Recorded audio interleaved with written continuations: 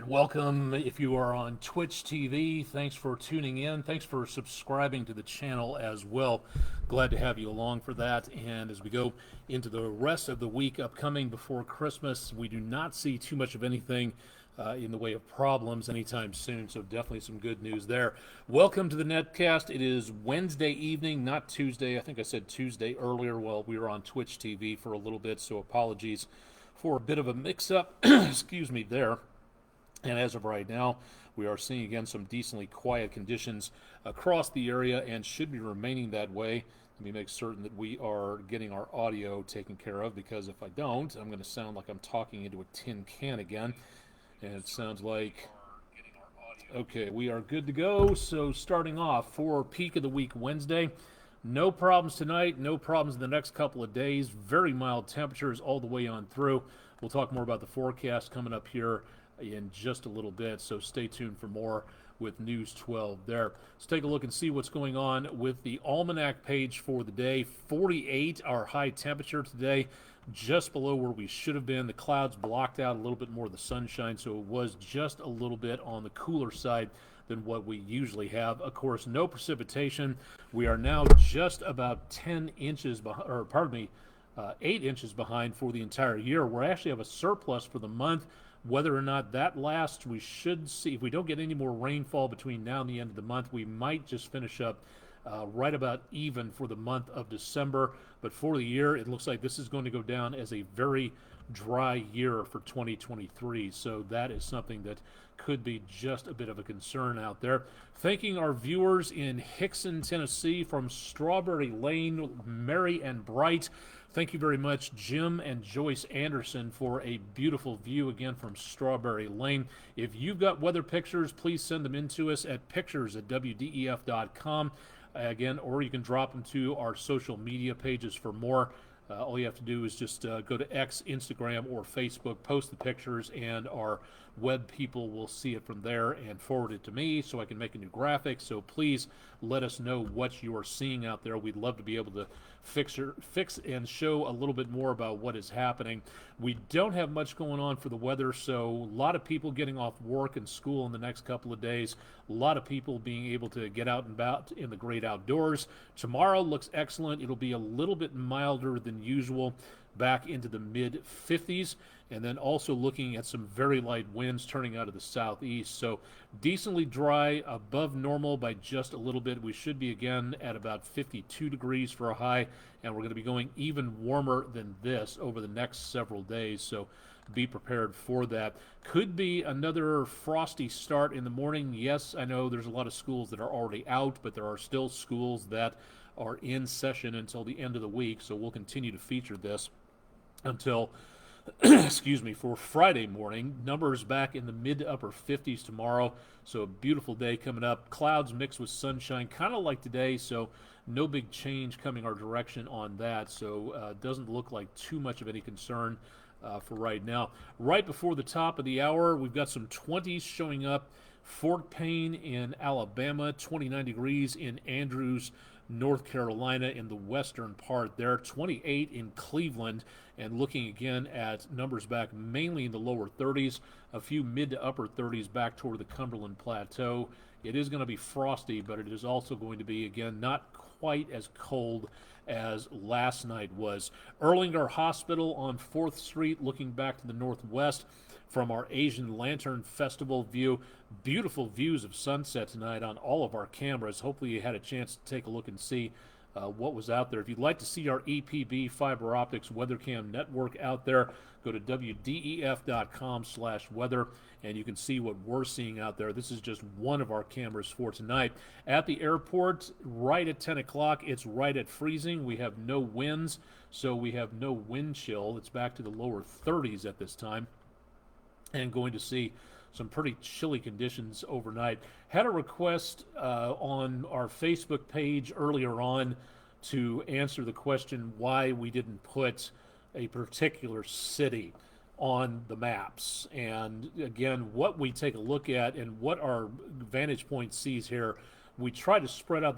First of all, we try to get as many numbers as possible. There's no question about that. We want to try to get as much data on screen for you, the viewer, to be able to see. The trouble is that after a while, and if we try to feature everybody, if we've tried to feature every single point that is available as a forecast point on here, and we're talking hundreds of them at least across the News 12 viewing area, we would have to have our own weathercast at least a half an hour long just to hit the high points of things like that. So one of our viewers asked, why don't we have Athens, Tennessee on there? Well, the answer is we do. It's just that some of the time Athens doesn't appear. Some of the times we lose the data. It happens. Go take a look at any National Weather Service hourly report, and occasionally you will see double M's standing for missing, and that does happen. So the computer that drives this will replace it with another nearby source to show what's going on, as long as it doesn't get too crowded. So we do have that option, but we can't feature everybody. We would like to, but unfortunately it just doesn't happen like that, because if we tried to hit, say, the top 100 sites that give us the data in and around here, then it would look a little bit more something like this. And I don't know about you, but that kind of clouds the issue by just a little bit. So we would love to feature your location, and more than likely you will see your location every once in a while. It does not mean in any stretch of the imagination that we have a vendetta against your particular city. And again, the question that was asked was very polite, very straightforward. I enjoyed answering it, and thank you very much for answering it. But calling us up and saying that you will never watch us again if your city doesn't appear on every single newscast and get it in the forecast somehow, we can't do that. We can't do it for everybody. We can do the major sites, which again, most of the time we can give you a better idea as to what's going on, but we can't feature all the cities all the time, every single newscast. We'd like to, but sometimes it just doesn't work that way. And you can see just how crowded things can get from the numerous forecast point recording stations. Yes, there are gaps, and yes, we can estimate. I prefer, as a meteorologist, not doing that and giving just a concise amount of information that will help people understand what's going on. So in between some of the bigger population centers on our map, there's a lot that's not going to show up, and in rural areas sometimes there are no places to be shown. So we will give you as much information as we can without crowding and confusing the maps, but it's one of those things that we would like to be able to tell everybody in every section, John or Jane Q. Public at XYZ intersection in rural Hamilton County in this location, and then right next door across the county line here, giving you information about that. That's a lot of detail. So we try to give everybody the points on there that show what's happening. We're not going to be able to show everybody everything all the time. So again, stay with us. We'll give you as much details as we possibly can out there to show you what's going on. Regional temperatures looking like this. Again, decently chilly well up to our north and east, and a little bit warmer back toward the west. That is the temperatures that are going to be heading our direction in the course of the next couple of days. So for right now, high pressure doing exactly what its name implies, just pushing down to the surface and keeping things very dry and calm.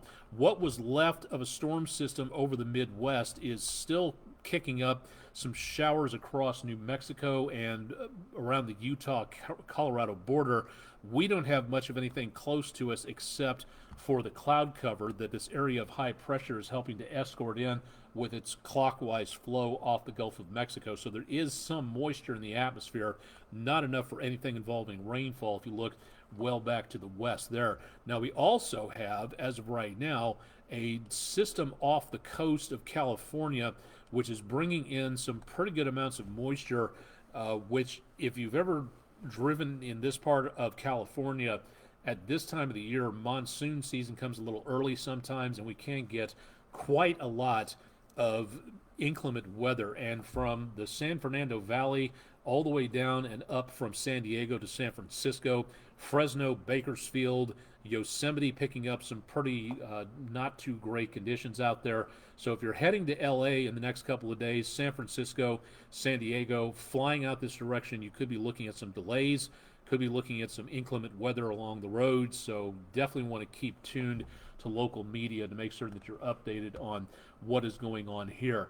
The basic idea in the next few days for us is that we still have a decent amount of drought taking place. We had a little bit of improvement. Yeah, the last week this was updated from the U.S. Drought Monitor. Not so great news northwest and southeast of Chattanooga, where we still have extreme drought situations. Northeast Alabama, northwest Georgia, and a good swath of southeast Tennessee, still seeing the worst of this activity going on. Now, in the next few days, the Climate Prediction Center is putting excuse me, and notice on a regional map we only have a few cities on here just as benchmarks so you can tell where things are going on. That's why we don't try to crowd the information on here so people can recognize what's happening here. Now, we're in this gray area, which is basically even money between above and below normal precipitation, this for the next 6 to 10 days. So for the next several days, right up into about the end of the year, even money for chances of rainfall. Doesn't look like we're getting a lot, doesn't look like we're getting too little, but it looks like we will be getting, at least according to this computer model's outlook, somewhere right around where we should be for this time of the year. So very good news on that. What we're also going to be seeing is some above normal temperatures back into around the just above normal range. And when you see the 7-day forecast in a second, that is where you're really going to see how things come together on that. But the best news of all is that with this going on, we do not see anything heading our way in the way of major winter storms, which we can get at this time of the year. We can also get a very good amount of severe weather coming on through. That also is not showing up at this point. So that, for travelers, for everybody else, looking good.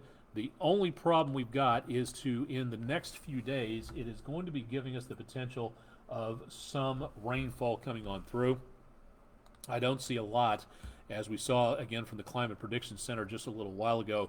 We don't see a huge amount coming on through, but it is possible. So for right now, mainly clear skies from our Island Cove Marina and Resort camera. And in the next couple of days, tomorrow, Thursday, is the final day of autumn. Autumn starts at about 10:27 Eastern Time Thursday evening. So the first full day of winter will be Friday, and it's not going to be feeling like winter either. We've got some temperatures well above normal in the mid to upper 50s. We've got temperatures into the weekend, mid 60s. This is mid to late December, so that again is a very warm piece of work right there to be able to see numbers that warm coming up. And it stays warm into next week. We'll cool off a little bit toward next Wednesday, ending the last week of the year. But right now, that's about as good as it gets when it comes to cooler weather out here. Technically, tomorrow will be the coolest with mid-50s. It is possible that we may see the temperatures drop off a little bit, but that's it. Some very mild numbers. So no winter weather, no, not even close to any winter weather coming through. No severe weather. Rain starting up on Monday morning very early. So instead of the light drifting of snowflakes for a white Christmas, you're probably going to hear the plunk, plop, fizz of the raindrops coming down into around early morning. So if you're heading off to church for the Christmas church celebrations early Monday morning, you may need some rain protection and some extra time and less speed to get to where you're going with the rain. I don't see too much in the way of flash flooding going on, if anything, but wet roadways could lead to some problems. So please, let's slow it down. Let's not be in a rush.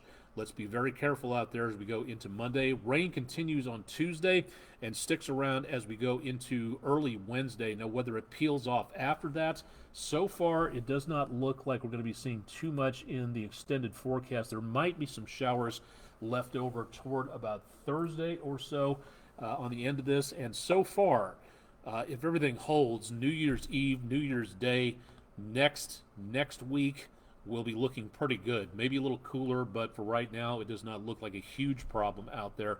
So good news on that for travelers or for anybody else across much of the area. So not seeing a problem there.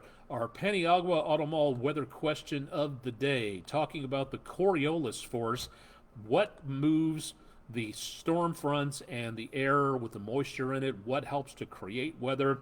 Well, what helps to create the Coriolis effect? It's an effect that helps to move and curl storm systems to get them twisting around. So What actually causes that? Is it southern hemisphere temperatures? Is it gravity in general? Is it the Earth's rotation, which wound up with the maximum amount of votes, 78% there?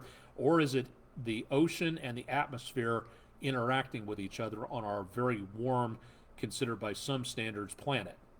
Well, 78% of you were correct on this. It was actually the Earth's rotation, which can actually, as it spins, it helps to turn the air around. Technically, that involves gravity, but I involved it as a special one answer here for the rotation. So technically, 5% of you with gravity were kind of sort of right, but the Earth spinning helps to fling the moisture and the air and everything else in the atmosphere around. So that helps to create the Coriolis effect. So thank you, everybody, for voting in our poll. If you would like to vote in the next one, starting at midnight tonight, wdef.com/vote now to find out a little bit more about what things look like out there.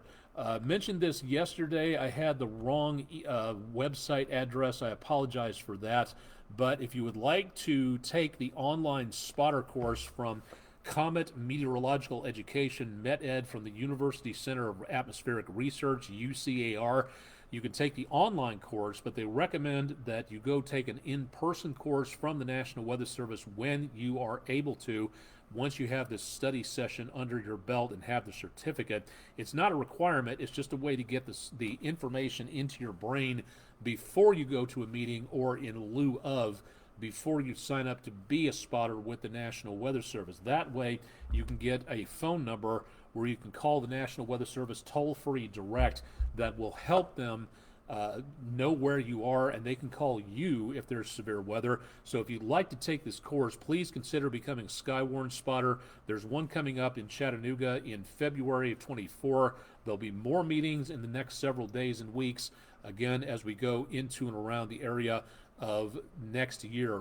Winter into spring is when most of the Skywarn meetings happen, so keep it tuned to News 12 and we'll keep you updated on the potential of that going on. That being said, now with nothing going on is the time to program your weather radio. Go to wdef.com/weather to find out more about how to program your weather radio. The News 12 website's got a short video there to help you understand what needs to be done to program your weather radio on that. And for any of these, just go to my social media pages at you can go to wdef.com/weather to find out more about me and all of this. And you can go to Facebook, X, and Instagram. Plus, I'm on a whole bunch of other websites, so stay tuned for more on that by keeping up on social media. We've talked about storm spotting. Now, this is something that I would like to bring to everybody's attention. This is also something that the National Weather Service would like to talk to you about. This comes to us from Jeremy Buckles at the National Weather Service in Morristown. As with the special remembrance of the superstorm of '93 and the chaos it caused to this area, National Weather Service Morristown did a special look back using Story Map app function to talk about what happened during the Great Blizzard of 1993 and all the after effects that happened there. We are coming up on, believe it or not, the 50th anniversary of the super outbreak of 1974. If you went through this, or if you have memories, if you have pictures, if you have videos, remembrances, anything like that, the National Weather Service would like to hear from you with, again, proper credit being given to you, your organization, your business for submitting the information. If you'd like to know more about this, they haven't posted it at the National Weather Service Morristown on their website just yet, but you can email information or have questions. Contact Jeremy.Buckles, Buckles, at NOAA.gov to talk more about the super outbreak. What happened? Those incredible amounts of tornadoes, the damage, the sheer volume of severe weather on that day was just absolutely incredible. It happened a few years after I was born, so I didn't remember too much about this happening, considering my own hometown of Topeka, Kansas had its own severe weather situation. But if you've got remembrances and you would like to be a part of the National Weather Service creating this presentation, talk to Mr. Buckles, email him and let him know. You can call the National Weather Service on their phone number. You can get there by going to weather.gov/MRX. That's the three-letter code for the National Weather Service.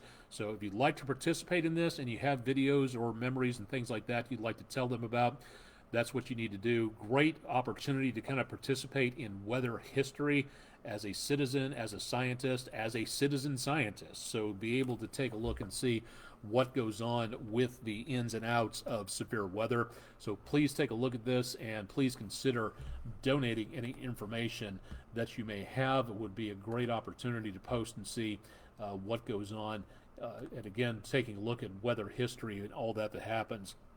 Taking a look at weather, where the troops are overseas. This one particular shot coming to us from Camp Lemonnier, I hope I'm saying that correctly, in the Horn of Africa at U.S. Africa Command. Very busy place, I'm assuming, these days with all the missiles being fired around the Red Sea. So a lot of groups heading over that direction for the holidays to keep shipping lanes open and safe. So again, at this location, temperatures mild right around sunrise. Thank you very much again to everybody who wears the uniform of our country, keeping us and helping to keep the world safe way overseas at this time of the year. Getting a different set of readings. It's very mild in and around Djibouti, but as you go to almost the opposite side of the planet into and around the Korean Peninsula, Siberia has opened up wide and has sent a plunge of colder temperatures across North Korea and China down into the southern part of the Korean Peninsula. So south of the DMZ, we've got some very chilly temperatures out there with numbers back in the teens and the mid-20s. So a little bit on the cloudy side out to sea, some clearing skies around the peninsula. It's just past lunchtime in South Korea, so hopefully everybody there is staying on the warm side. Looking on the area closer to the Middle East into Iraq, 40s, 50s, and 60s down toward Al-Basra and around Kuwait. Temperatures there in the lower 60s, lower 40s, mid to upper 40s in the northeastern part of Iraq. So some temperatures there not bad. We can get some pretty major sandstorms at this time of the year. Not showing up. Satellite is showing little, if anything, in the way of major problems out there. We're trying to expand the number of the sites that we go to. It's taking a while to get all these new graphics taken care of, so bear with me. We're featuring as many as we can. I know we've been repeating a lot over the last couple of days. Rota, Spain, 55 degrees right now, and a few clouds out there as we go towards sunrise at Naval Station Rota. Keep it tuned to News 12 again over the next few days, and through the end of the year we'll be featuring more about what weather is like in various outposts of the United States military. So keep it tuned to News 12 and we'll let you know more about what's going on there. Likewise, keep it tuned to social media and we'll keep you updated on things like that. Again, for tomorrow, if you're going to be heading out the door, it is going to be a bit on the brisk side early, but toward the afternoon, not a major problem. So going out for a round of golf, cloud-sun mixture, and temperatures back into the mid to upper 50s or so. So a beautiful, what looks like a beautiful day coming up for most of the area. Believe that should do it for right now. Okay, one more. Again, if you'd like to have us in your classroom, please let us know by going to the Food City Weather in the Classroom page at wdef.com/weather. We'd love to be able to show you more weather and science in your classroom, but we don't just show up places. You have to invite us. So we're going to head to our website for the Food City Weather in the Classroom page to find out more. That, I think, should pretty much do it for tonight. We do not have, again, much going on. It has been a very quiet couple of days, hoping it stays that way for a lot of the area.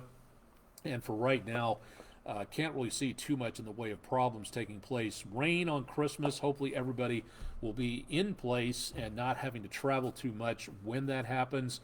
So good news for travelers. If you're going to grandma's house or grandma is coming to you, so far looking good. So I don't think we see too much of any major problems. But naturally through Christmas, we'll be here to keep an eye on the weather and to let you know what happens. So keep it tuned to News 12. More information about what's going on and to catch the latest episode you're just watching, if you want to watch on repeat, at our website, wdef.com/weather.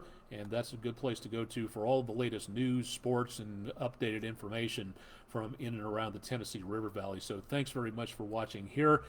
Chip Chapman will have more on your forecast bright and early tomorrow morning at 5 a.m., and I'll be back tomorrow with a wrap-up of what's going on with the weather situation to get you better prepared for travel into the holidays. So, live and direct from downtown Chattanooga, I'm Chief Meteorologist Austen Onek. Thanks for everybody for joining us on Facebook Live and Twitch TV.